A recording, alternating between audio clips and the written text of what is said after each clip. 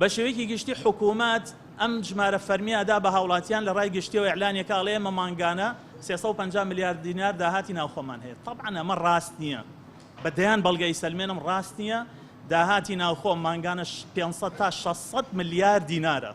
ئەگەر ئەم قسەی من ئەم زانیارێنی من ناڕاستە، با سەرۆکی حکومەت جێگری سەرۆکی حکومەت وەزیری دارایی بچن سکاڵام لەسەر تۆمارکەن، من لەوێ هەموو بەڵگەیەکە خەمە ڕوو کە ئەوان چەند سەرپێچی کارن دەرحەق بە یاساکان، دەرحەق بە دامەزراوەکان، دەرحەق بە خەڵکی کوردستان، دەرحەق بە داهاتی ناوخۆ.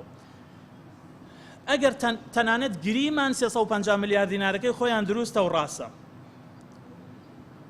خاڵێکی تر هەیە لێرا بێ هەموو هاوڵاتێک بیزانێ 1 دینار لە داهاتی سلێمانی گەرمیان ڕاپەڕین هەڵەبجە ناچێت بۆ هەولێر، 1 دینار لە داهاتی هەولێر و دهۆک نایەت بۆ سلێمانی.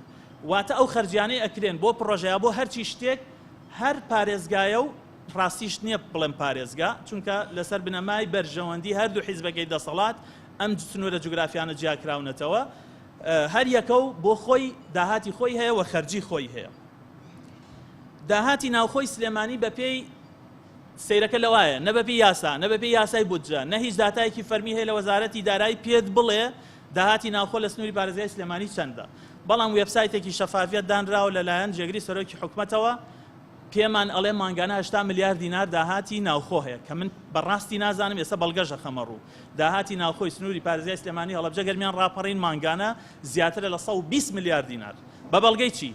بە بەڵگەی ئەوە لە 2019 حکوومەت 12 موچەیدا بە تەواوەتی بەبێ لێپڕین. لەو 12 موچەیە لە داهاتی نەوت تەنها 500 میلیارد دیناری دابی نەکرا. 400 میلیارد دینارەکەی تری، نزیکەی 400 میلیارد دینارەکەی تری لە داهاتی ناوخۆدرا. لەو 400 میلیارد دینار داهاتە لە 153 لە هەولێر و دۆهەگەدرا، لە 147 لە سلێمانی ئەدرا. واتە ئەو بڕێی کە لە سلێمانی دائەنرا بۆ تەکمیلەی موچە نزیکەی 150 میلیارد دینار بوو. ئەگەر 300 میلیارد دیناریش بۆ تەکمیلەی موچە تەرخان کرابێ و داهاتی نەوت هێندێ حاڵەت گەشت بێتە 600 میلیارد دینار، ئەوە 129 میلیارد دینار لە داهاتی سلێمانی دراوە بە موچە. لە داهاتی ناوخۆی سلێمانی بێجگە لە خەرجی بەگەڕخستنی بەڕێوەبەرایەتیەکان و فەرمانگەکان کە مانگانە نزیکەی 6 میلیارد دینارە.